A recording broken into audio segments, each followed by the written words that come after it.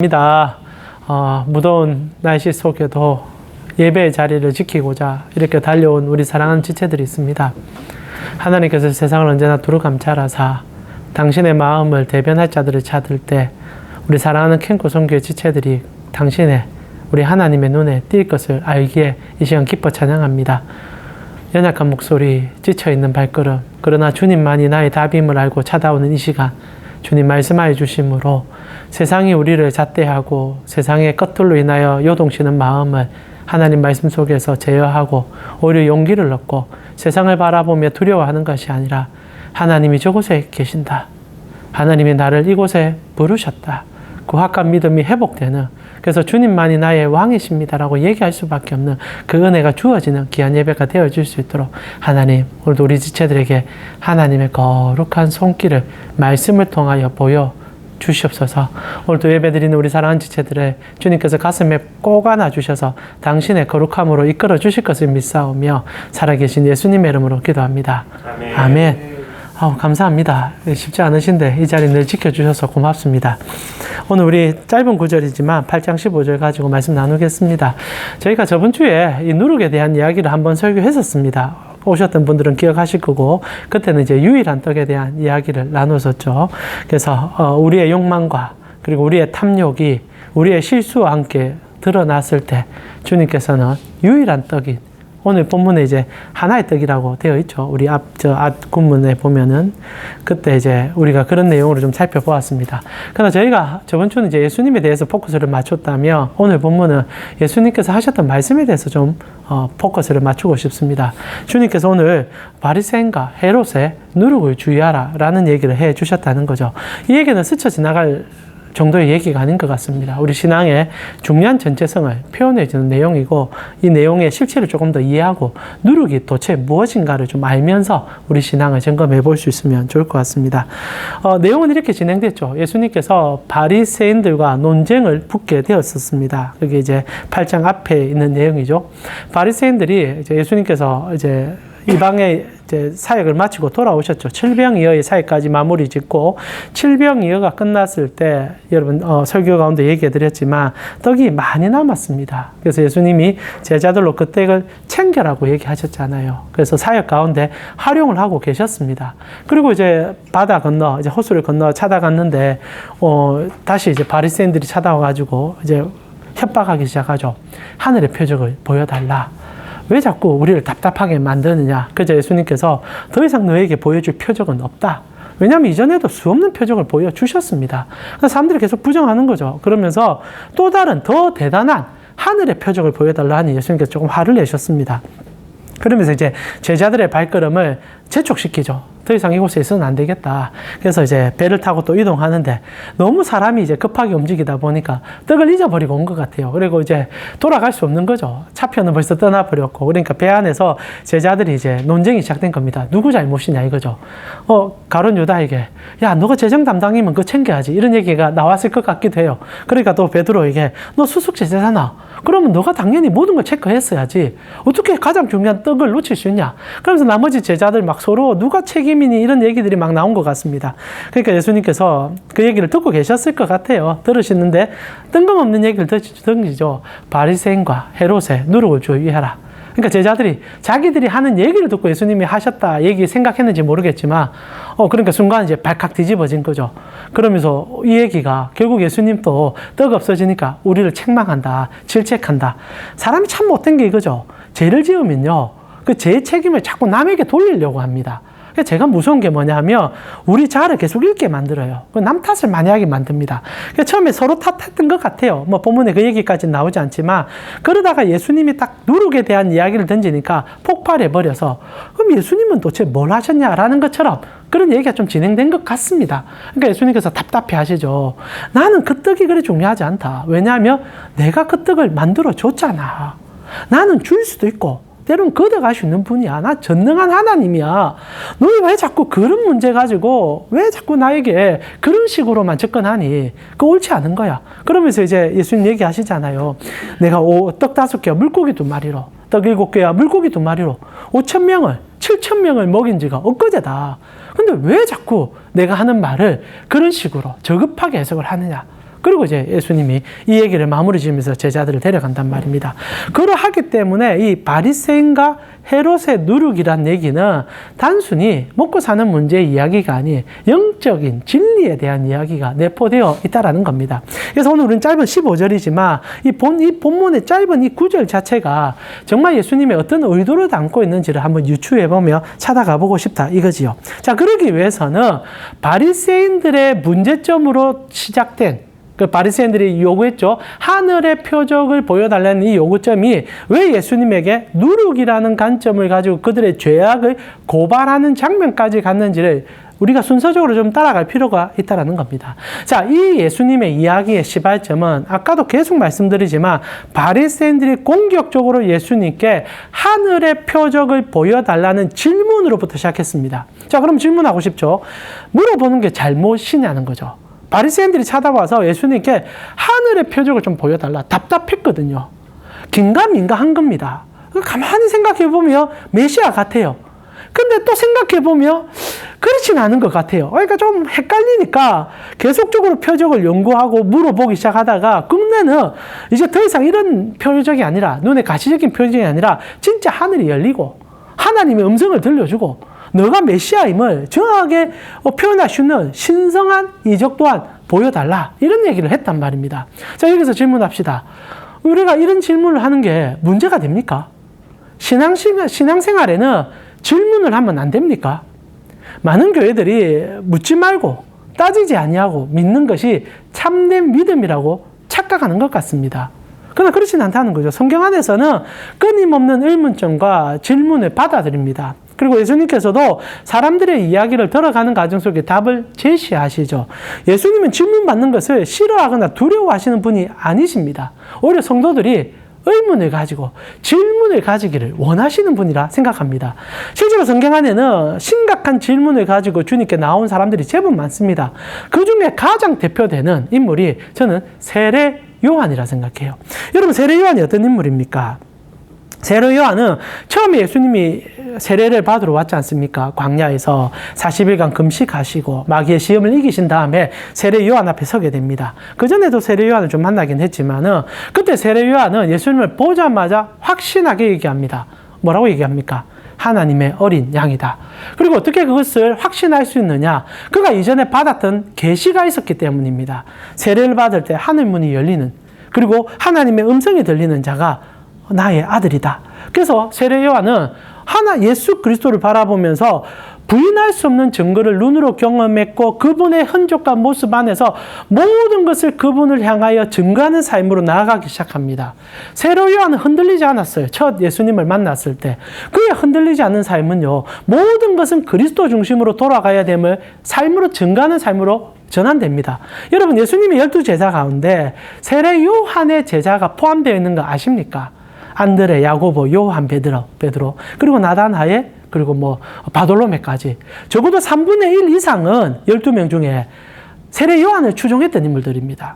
그러나 우리가 요한복음 볼 때 세례 요한의 집회 속에 그들이 찾아왔다가 세례 요한의 증거를 듣고 예수님을 쫓아가요. 한편으로 배신자 아닙니까? 오늘날 우리의 교회들은 성도 한 명이 다른 교회 가면 분노합니다. 그리고 화를 내죠. 온전하지 못하는 거예요. 주님의 몸된 교회 가운데 자신들이 자기의 성향과 방향을 맞추어서 교회를 선택할 권한이 여러분에게 있습니다. 오늘날 우리 교회는 있을지 모르지만 내 교회는 없습니다. 주님의 교회는 주님의 교회예요. 근데 오늘날 많은 교회들이 자교회를 너무 주장하죠. 우리 사도신경에 보면 공교회라는 표현이 나오지 않습니까? 그게 로마 카톨릭처럼 카톨릭 처치인데 이거는 공적 교회만을 얘기하는 거거든요. 교회는 하나입니다. 주님의 교회 하나죠. 그러나 여러 가지 편의와 사람의 성향과 그리고 여러 가지 여건에 의해서 교회가 많이 존재하는 것은 좋은 것 같습니다. 동일하게 세례 요한은 그것을 정확하게 파악하고 보여주죠. 제자들이 따라가도 불편하게 여기지 않습니다. 오히려 박수쳐요. 따라간 제자들이 더 잘 되기를 바랍니다. 그러나 제자들 사이에서 싸웠죠. 예수님 이제 후반기 사역 가면 이 세례 요한의 제자하고 예수님의 제자들을 간에 기도 가지고 막 서로 싸우고 막 여러 가지 문제로 싸우고, 그러니까 이 요한과 예수님 사이에서는 그런 문제가 없는데 밑에 있는 사람들이 늘 문제를 일으켰거든요. 근데 중요한 거는 이렇게 확실하게 예수님을 믿었던 세례 요한인데도 말년에 불안해합니다. 이 헤롯의 문제로 인해서 감옥에 갇혔을 때 어떻게 합니까? 의심이 들기 시작하는 거예요. 내가 진짜 정확히 예수를 알고 있었던가? 당신이 정말 참된 메시아인가? 그래서 사람들을 보내서 물어봅니다. 또 다른 분을 기다려야 합니까? 당신이 정말 메시아입니까?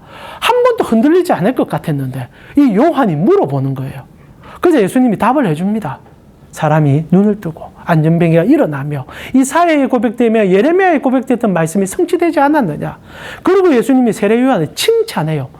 여인의 태송에 나온 사람들 중에 요한이 최고다. 그러나 이후로 일어나는 우리 사랑하는 성도들에게는 성령의 은혜로 더 큰 일들을 경험하게 될 것이다. 세례 요한도 높이며 앞으로 있을 여러분도 함께 높여주는 예수님을 바라보죠. 자, 여기서 우리가 한 가지 알게 되죠. 예수님을 의심하고 그리고 메시아 되심을 고민하는 사람들에 대하여 불편하게 느끼지 않는다는 겁니다. 여러분 정말 예수님 따라오면서 질문이 없었습니까? 때로는 흔들리지 않습니까? 목사인 저도 한 번씩 흔들려요. 너무 힘들면요. 진짜 하나님 계십니까? 정말 하나님 살아계십니까? 질문이 나와요. 그러나 참 감사한 것은 사랑하는 자녀들은 이 질문을 들고 주님께 나아가는 과정 속에 참다운 주님의 크심을 경험하기 시작하죠. 오히려 질문이 없으면요. 어느 순간에 유리성이 되어 와장창 깨집니다. 제가 느끼기에 진짜 건강한 성도들은요. 끊임없이 메시아에 대한 의문을 가지고 질문하며 하나님이 주시는, 왜냐하면 주님은 답을 줍니다. 그걸 의심하지 마세요. 그건 의심하지 마세요. 다른 것을 의심하시더라도 답을 주실 분에게 나아가 주셨으면 좋겠어요. 그러함을 통하여 성장하는 신앙인이 되어야 하는 것을 성경이 바라는 바입니다. 자, 그렇다면 바리새인들이 찾아와 하늘의 표적을 보여달라는 게 잘못된 걸까요? 잘못되지 않았습니다. 주님은 거기에 대해서 불편함이 없었을 거예요. 그러나 주님이 불편했던 것은 그들의 질문이 아닌 그들 속에 있는 누룩이었다는 거죠. 그게 싫었던 겁니다. 그게 미웠던 겁니다. 그래서 떠날 수밖에 없었다는 거죠. 자, 다시 한번 정리합니다. 바리새인들이나 어떤 종교인들이 찾아와 예수님께 질문하고 너 메시아 됨이 맞냐라고 묻는 것에 대하여 예수님은 불편함을 느끼지 않습니다. 동일하게 성도들이 많은 질문을 가지고 목사나 교회 안에서 실험하고 그리고 주님을 더듬어 찾아가는 것은 건강함의 증표입니다. 거기에 대해서 주님께서는 탁월함으로 끌어주실 거예요. 그러나 교회가 언제 무너지는가? 누룩이 생겨날 때. 자, 그렇다면 이제는 우리의 포커스를 질문이 아닌 누룩으로 들어갈 필요가 있다는 거죠. 누룩이 무엇입니까? 누룩이 뭐죠? 누룩, 뭡니까? 이스트죠. 빵을 부풀리는 작은 재료입니다. 크게 넣지 않아도 조금만 넣어도 곰팡이 아닙니까? 조금만 넣어도 빵이 크게 부풀러서 빵을 맛있게 만들어주는 재료입니다. 실제로 지금 예수님께서 떡에 대한 얘기를 하고 계시잖아요. 그러니까 이 누룩이라는 보이지 않는 이스트가 그들 속에 있었고 이 이스트라는 것은 들어갔는지 안 들어갔는지 잘 표가 나지 않는다는 겁니다. 그러나 결과적으로 조그만 어떤 가치가 전부를 바꿔버리는 일이 생겼다라는 얘기를 하고요. 이 바리새인과 헤롯이 실질적으로 잘못된 질문이나 잘못된 삶은 아닌데 그들 속에 누룩이 하나 들어가는 바람에 전체가 문제가 생겨버렸다라는 얘기를 하고 있다는 겁니다. 자, 이렇게 볼 때 바리새인과 헤롯 당의 실체를 우리가 조금 알 필요가 있습니다. 여러분, 바리새인에 대해서, 헤롯에 대해서, 헤롯 당에 대해서, 헤롯이 아닌 헤롯 당에 대해서 어느 정도 알고 계십니까? 자, 여기서 우리가 조금 인식을 바꿔야 돼요. 우리가 성경을 많이 보다 보면 저도 자주 말씀드리지만 바리새인, 헤롯 당, 그리고 서기관, 사두개인들, 제사장 무리 다 적입니다. 다 나쁜 놈들이에요. 왜냐하면 다 예수님을 죽이는 데 동조했기 때문에 우리는 성경을 접할 때 선입견이 생기지 않을 수가 없습니다. 그러나 그 시대의 관점으로 들어가면 이 두 무리는 그 시대에 너무나 필요한 존재들이었다는 것을 좀 이해할 필요가 있습니다. 바리새인이 어떤 자들입니까? 바리새인들 그 시대의 선생들이었습니다. 이들은요, 철저한 율법을 자기 생활로 지키는 자들이었고, 그래서 모든 민중에게 존경을 받았습니다. 이들은 권력을 탐하지 않았습니다. 이들은 돈을 사랑하지 않았어요. 정말 청결하게 살았습니다. 정직하게 살았어요. 오늘날 어떻게 보면 정말 바른 길을 걸어가는 스님 같은 분들이었어요. 하루에 3번씩 금식하고, 하루에 3번 금식하면 밥을 안 먹는 거군요. 그건 아니고 일주일에 3번씩 금식하고, 그리고 맞아 소득의 11조를 하나님께 드릴 뿐 아니라 언제나 기도하며 모두에게 모범이 되는 삶을 살아가는 그 시대의 선생들이었습니다. 너무나 존경스러운 인물들이었어요. 그러나 그렇게 존경스러운 그들의 삶에 누룩이 숨겨져 있었다는 것이 예수님의 고발이죠. 바리새인이 그러하다면 헤롯 땅은 어떻습니까? 헤롯 땅도 우리가 볼 때 헤롯이라는 이름이 들어가니까 혐오감이 느껴지고 그리고 좋지 않은 집단으로 느껴지지만 그 시대에 어떻게 보면 타협할 수밖에 없는 시대의 상황 속에서 최선을 다했던 사람들을 헤롯 땅이라고 불렀습니다. 헤롯이 아니에요. 헤롯을 지지하는 사람들입니다. 여러분, 헤롯이라는 인물을 우리가 조금 더 입체적으로 볼 필요가 있습니다. 성경의 헤롯은 악마 그 자체예요. 예수님 태어날 때 어떻게 합니까? 영아를 학살하죠. 자기 왕권을 지키려고. 그러다가 이제 헤롯의 자녀들은 예수님을 십자가에 못 박는데 동참하는 자들로 나오고, 사도행전에 넘어가면 또 헤롯의 손자는 맞죠? 바울과 그리고 베드로를 죽이려고 하는, 그러다가 첫 순교자인 맞죠? 이제 그런 일까지 행하는 그런 악랄한 집안입니다. 그러나 여러분, 헤롯이라는 집안이 있었기 때문에 이스라엘이 망하는데 시간을 벌게 해준 것은 사실입니다. 이 헤롯은 로마인이 아니거든요. 이두메인입니다. 소위 말하는 팔레스타인 지역에 살았던 인물이죠. 물론 정통 유대인은 아닙니다. 끼어있는 사람이에요. 이 다문화 체계에 들어있는 인물이죠. 근데 어떻게 줄을 잘 서서 왕이 되었단 말입니다. 그런 과정 속에 이 로마라는 거대한 정치 집단과 이스라엘이라는 엄청난 고통을 받고 있는 무리 사이에 원하든 원치 않든 샌드위치가 되어줍니다. 그래서 헤롯이 살아있는 동안은 어떻게 하든 로마라는 이 거대한 제국이 이스라엘을 집요하게 착취하는 부분에서 어느 정도 보호를 해줘요. 여러분, 헤롯이 그런 일을 했다는 거 상상은 못하지만 역사에 나타난 헤롯은 굉장히 멋집니다. 굉장히 정치를 잘해요. 건축도 정말 잘해요. 그 당시 때 예수님과 제자들이 그렇게 좋아했던 헤롯 성전 어마어마하게 멋지거든요. 그러니까 유대인들의 마음을 사가면서 정치력도 엄청나게 펼칠 수 있는 탁월한 인물이었습니다. 그러니까 그 시대에 살아가는 많은 지식층들이 헤롯의 역할을 알았어요. 헤롯이 없어지면 우리는 망한다는 것을 알고 있습니다. 당시의 종교국가인 이스라엘이 로마와 타협점을 찾지 못할 것을 누구나 알고 있었어요. 그래서 끊임없이 반란이 일어나고 쿠데타가 일어나고 있었습니다. 나중에 헤롯 집안이 없어지니까 그 헤롯 이스라엘은 사라집니다. AD 70년간 티토 장군이 찾아와서 이스라엘의 그 극악함을 바라보고 한 방에 쓸어버리고, 그때부터 이스라엘은 나라 없이 수백 년을 흩어져 삽니다. 그러니까 적어도 몇백 년간 나라답게 살 수 있게 해준 것은 이 헤롯이라는 인물이 중간층에 남아있었기 때문입니다. 그러니까 그 시대에 이 아픔을 바라보는 인물들 가운데 헤롯은 악인 것은 사실입니다. 없으면 좋겠죠. 그러나 피로 악이라는 걸 생각하고 붙어서 도와주는 사람들이 생겼고, 그것이 헤롯 당이었던 거죠. 자, 제가 좀 좋게 얘기했지만은 물론 자기의 욕망과 탐욕을 가지고 헤롯을 도운 건 사실이지만, 헤롯이라는 인물 자체가 그 시대의 아픔이지만은 또한 피로 악이었던 것은 사실이었다는 거죠. 자, 바리새인도 자기들의 정치적 입장 속에서 하나님을 향해 나아가는 그 갈망을 가졌고, 이 헤롯 당들도 이스라엘을 어떻게 하든 존속시키고 살려보고자 하는 욕망을 가지고 모여 있었습니다. 어떻게 보면 오늘날 야당과 여당 같은 입장이죠. 그래서 정치색을 띠고 각자의 옳음을 주장하고 있습니다. 우리나라도 야당과 여당이 있잖아요. 여러분의 정치 성향이 어떻는지 모르겠지만 둘 다 필요합니다. 그리고 적절한 균형을 맞춰야 나라가 운영이 되죠. 이 두 집단은 서로 섞일 수는 없지만은 그 시대에 너무나 필요한 자들이었다는 겁니다. 그런데 예수님은 그들 속에 누룩이 있었다는 거죠. 누룩이 존재했다는 겁니다. 누룩이 무엇인가? 누룩이 무엇인가? 저는 이 두 집단을 예수님께서 적절한 비유를 여러 번 들어주시지만 돌아온 탕자 비유에 두 아들과 좀 흡사하지 않는가, 이런 생각을 이번 설교를 준비하면 좀 해봤습니다. 그런 과정 속에 누룩은 실체를 드러내게 되죠. 자, 예수님께서 돌아온 탕자 비유를 누가복음 15장에 해줍니다. 두 집단이 나와요. 어떤 집단이 나옵니까? 첫째 아들과 둘째 아들이라 부를 수 있는 집단이 나옵니다. 또 여러분 잘 알다시피 돌아온 탕자에서는 둘째 아들의 모든 포커스가 좀 맞춰집니다. 둘째 아들이 어떤 인물입니까? 말 그대로 둘째 아들이니까 아버지로부터 유산을 물려받을 수는 없는 자입니다. 유대법상 첫째 아들에게는 재산의 반을 넘겨줍니다. 그리고 나머지 재산을 가지고 나머지 형제들이 나누어 가지는 제도가 있어요. 그리고 아버지의 대부분의 유업은 큰아들이 다 행하게 되어 있습니다. 좀 편협하고 악랄하죠. 오늘날 그래 되면 큰일 납니다. 그런데 그 시대엔 그게 합법하다 생각했던 거죠. 그런 관점의 두 아들은 아버지로부터 받을 수 있는 재산이 얼마 없음을 알고 있었던 인물입니다. 그리고 이 집안에 있으면 실제로 늘 형의 그림자에 갇혀 살 수밖에 없는 걸 알고 있는 인물이죠.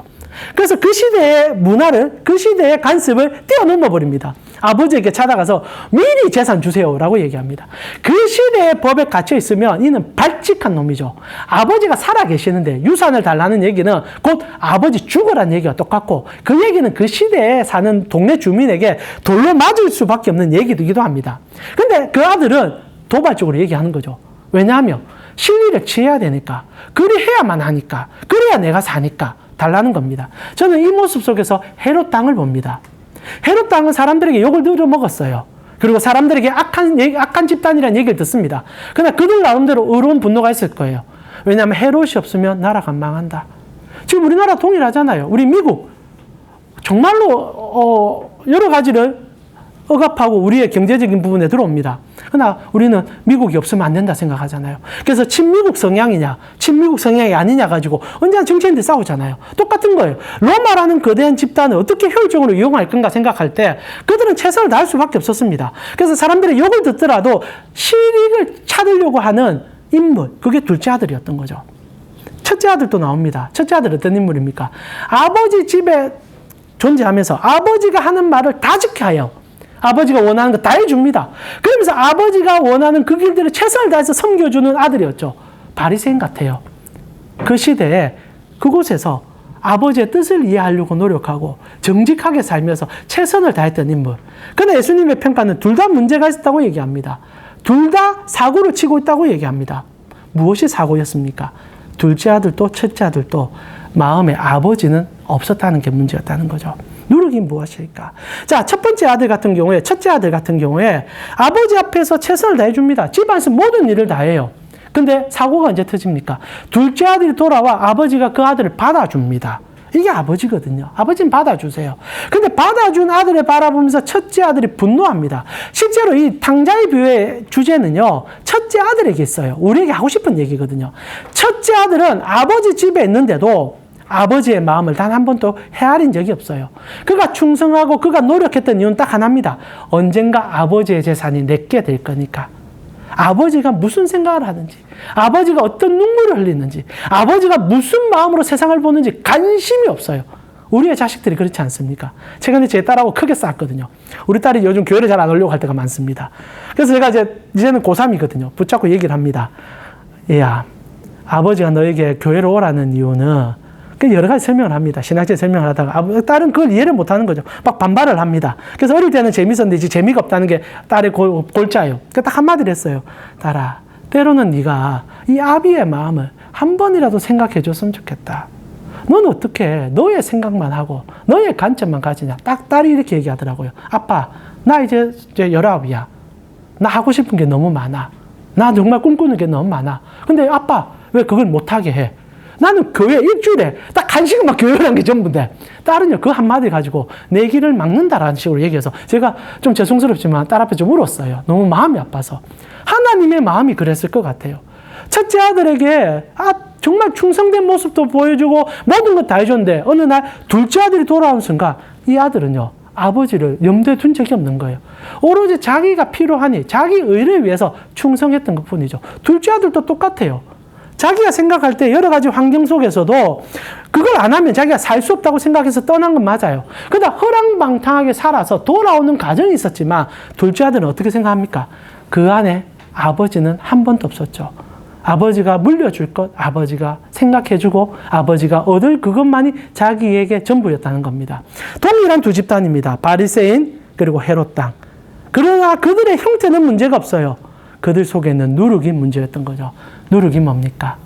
하나님이 아닌 자기의 나를 전부로 생각하는 그 마음. 실제로는 바리새인들이 하나님을 사랑하고 하나님을 위해서 일한다 생각했었습니다. 그러나 결과적으로는 자기애였던 거예요. 나를 위하여, 나를 드러내고 싶어서. 오늘날 우리에게 그런 일들이 얼마나 많습니까? 교회 봉사를 합니다. 예배를 드립니다. 하나님을 찬양합니다. 그러나 물어봐야 돼요. 내가 정말 무엇을 위하여 예배드리고 무엇 때문에 교회를 가고 있는지. 많은 사람들이 봉사의 목적을 두기도 하고요. 사람들의 관계의 목적을 두기도 하고 나의 성공을 위해서 목적을 두는 경우도 있습니다. 다 누룩이에요. 표가 안 납니다. 왜냐하면 똑같이 예배드리고 있으니까. 바리새인 헤롯 땅 표가 안 나요. 그러나 어느 날 부풀러 올라왔을 때는 심각한 문제가 생겼음을 깨달을 때 늦어버린다는 겁니다. 여러분, 오늘 우리가 예배를 드립니다. 왜 드립니까? 보이지 않는 누룩을 찾기 위함이에요. 여러분, 진짜 이 예배 속에 누구를 바라보며 무엇을 찾고 계십니까? 아니, 나아가 여러분의 주일의 예배는 무엇으로 나아갑니까? 저는 여러분이 교회 갈 때 여러분의 첫 마음은 오늘도 주님을 만나길 원합니다 라는 생각이 있으면 누룩이 사라지고 있다고 확신할 수 있습니다. 근데 첫 생각부터 아이고 주일학교 봉사 가야지, 아이고 우리 아이들 만나러 가야지, 좋습니다. 아이고 오늘 강 목사 어떤 설교를 준비해 줄지, 아이고 오늘 좋은 설교 한번 들어보러 가야지, 괜찮습니다. 그러나 하나님이 다 빠질 수 있다는 거예요. 주일학교를 왜 봉사합니까? 그 아이들이 주님 만나게 해주고 싶어서. 근데 그냥 아이들이 보고 싶은 거예요. 그냥 내가 일하는 게 너무 재밌는 거예요. 어느 순간 누룩은 커져가며 아버지를 무시하고 아버지가 존재하지 않는 그런 암울한 현상을 발견케 한다는 거죠. 심각합니다. 누룩은 언제나 우리 속에 숨어 있을 수 있습니다. 그래서 이 예배 속에서 끊임없이 스스로 점검해 보셨으면 좋겠어요. 나는 이 예배 속에서, 우리의 삶 속에서 정말 누구를 쫓고 있고 누구를 바라보고 있습니까? 사랑하는 우리 캠코 성교지체 여러분, 누룩이 언제나 우리 속에 들어올 수 있습니다. 여러분 안에 정말 누가 나의 왕이시고 내가 누구를 사랑하고 누구를 위해서 가고 있는지를 묻지 않는다면 어느 순간 우리는 헌신하고 노력하고 최선을 다하면서 끝끝내 주님이 모른다라고 얘기하는 사람이 될 수도 있다는 사실. 그래서 기억하면서 주님께 나아갈 수 있는 여러분이 되셨으면 좋겠습니다. 이 시간 같이 한번 기도할까요? 어느 날 어느 순간부터 누룩이 교회를 지배할 때가 참 많은 것 같아요. 성도들도 정말 열심히 삽니다. 교회 안에서 헌신하고요. 정말 세상 속에서도 그리스도의 이름으로 열심히 사는 것 같아요. 근데 어느 날 돌아보면요, 기쁨이 없어요. 주님과 만남도 없고요. 주님과의 사랑이 소멸되어 가는 것을 느낄 때가 있습니다. 물론 여러분은 그렇지 않다고 생각합니다. 그러나 그리 될 수 있는 위험이 있으니 오늘 주님께서 제자들에게 바리새인과 헤롯 땅의 누룩을 조심하라 하지 않았겠습니까? 그래서 이 예배가, 우리의 예배가 중요한 것 같아요. 오늘 이 시간 누룩을, 실체를 깨닫는 시간을 가졌습니다. 이 시간 하나님께 기도하며 나아갑시다. 주님, 내 안에 무엇이 있는지를 내가 보게 하여 주시고 온전한, 그리고 하나님을 사랑하는 그 마음으로 주께 나아가는 우리의 신앙이 되게 하여 주시옵소서. 함께 기도드리며 주께 나아가게 기도합니다. 같이 한번 기도드리겠습니다. 주님 감사합니다. 오늘 우리 사랑하는 캠코 성교회 지체들과 함께 하나님 누룩에 대해서 들었습니다. 누룩 보이지 않습니다. 자그만 게 들어온 것 같습니다. 근데 어느 순간 보니 전부가 되어버리는 것을 보았었습니다. 하나님, 우리는 무엇을 우리 마음에 심고 있습니까? 하나님, 예수 그리스도의 온전하신 떡인지, 아니면 세상의 어떤 가치나 내가 하고 있는 어떤 일이나 그것으로 인하여 그 기쁨이 전부가 되어 그것으로 나의 삶을 끌어가고 있지는 않는지 구분이 잘 안 갑니다. 우리는 잘 판단하지 못합니다. 그러나 다시 한번 오늘도 말씀을 통하여 다시 봅니다. 아, 그렇습니다. 주님이 나의 왕이십니다. 주님의 말씀만이 나를 이끄십니다. 그리스도의 십자가 앞에 내가 무릎 꿇고 내 삶을 그분께 드리는 것이 내가 살아가는 삶의 목적고 이유입니다. 오늘도 우리 사랑하는 캠코 성교 지체들이 그 은혜와 그 사랑으로 살아가는 지체들 되게 하여 주시옵소서. 주님 감사합니다. 주님께서 제자들을 배 안에 앉히고 충고하셨습니다. 눈을 돌아봐. 세상이 바리새인과 헤롯 땅에 누룩에 지배당하고 있단다. 근데 모르는 것 같아. 아무도 깨닫지 못하는 것 같아. 너무 작아서 보이지 않는 것 같아. 근데 사라지고 있구나. 나를 사랑하고 나와 함께하는 마음들이 사라지고 있구나. 너희는 그리하지 말았으면 좋겠다. 주님, 오늘도 우리가 주님을 사랑해서 왔습니다. 의무도 아닙니다. 환경을 어떻게 해보고자 싶어서 온 것도 아닙니다. 오늘 온 거는 예수님을 만나고 싶어서, 예수님이 너무 좋아서 그 사랑으로 살아내가고 싶어서 오늘 우리 예배 드립니다. 주님, 당신을 만나고 싶어서 왔습니다. 그리고 말씀해 주셔서 감사합니다. 돌아가는 우리 캠코 성교회 지체들, 예수의 심장을 담고 주님의 마음으로 나아가 숨겨진 누룩을 떠나보내고 예수 그리스도를 가슴에 새기고 주님으로 살아가는 우리 전부 되게 인도하여 주시옵소서. 지금은 우리 주 예수 그리스도의 은혜와 하나님 우리 아버지의 무한하신 사랑과 성령님의 감화, 감동, 교통케 하심이 누룩, 보이지 않는 것 등 같이 지독할 정도의 자기의 그것을 떨쳐버리고 그리스도의 사랑을 우리 몸에 담아 그 사랑으로 살아가길 원하는 캠코 선교의 지체된 머리 위에 지금부터 영원토록 함께 있을 지어다. 아멘. 주님으로 살아가시기 기도드립니다.